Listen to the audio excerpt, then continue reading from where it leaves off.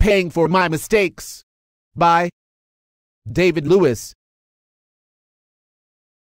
As children, we rarely have the insight or understanding to fully appreciate the extent of our impact on the world around us. In our young minds, the world simply revolves around us, operating independently without our involvement. People, places, and things remain static, and we are incapable of effecting major changes in any way.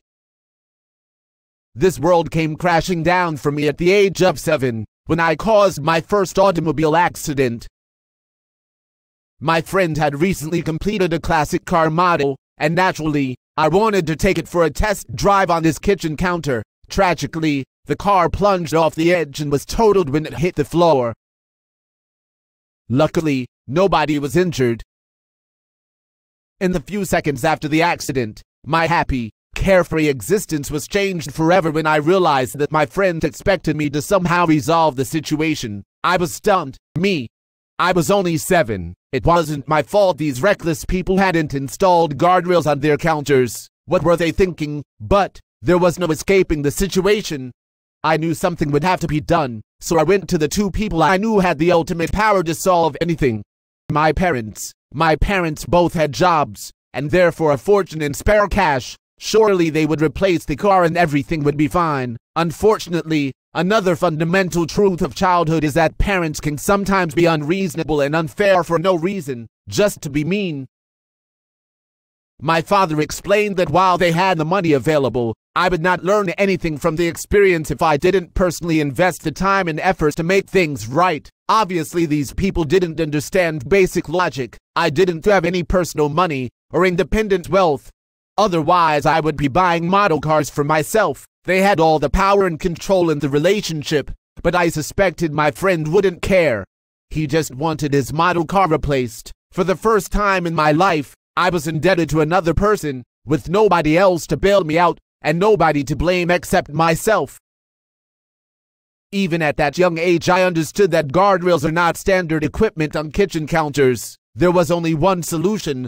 I had to run away.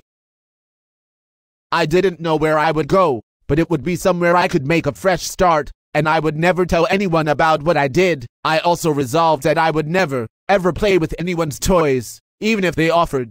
The risk was just too great. Why didn't anyone warn me to be careful? I'm sure I never heard that advice ever before that day. As I was silently plotting my escape, my father proposed an alternate solution. Through a series of odd jobs around the house, I could earn the money to replace the car. It sounded just crazy enough to work. I would raise the money, buy a new model car for my friend, and act cool about it, like I had everything under control the whole time. Nobody would suspect anything. As it turned out, it totally worked. I was able to handle the situation completely on my own, without assistance from anyone else. I knew then that I would always be free to destroy others' property without any long-term consequences, and as long as I made good on the damages, people would still want to be my friend.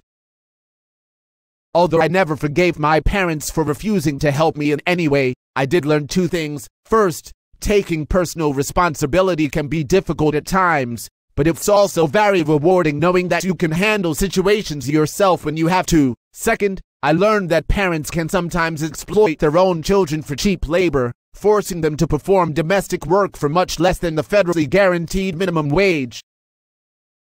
To this day, I still don't understand why my parents would use this opportunity to take advantage of me, especially in my obvious time of need. Nevertheless, I persevered and overcame, and most importantly, I did it all on my own.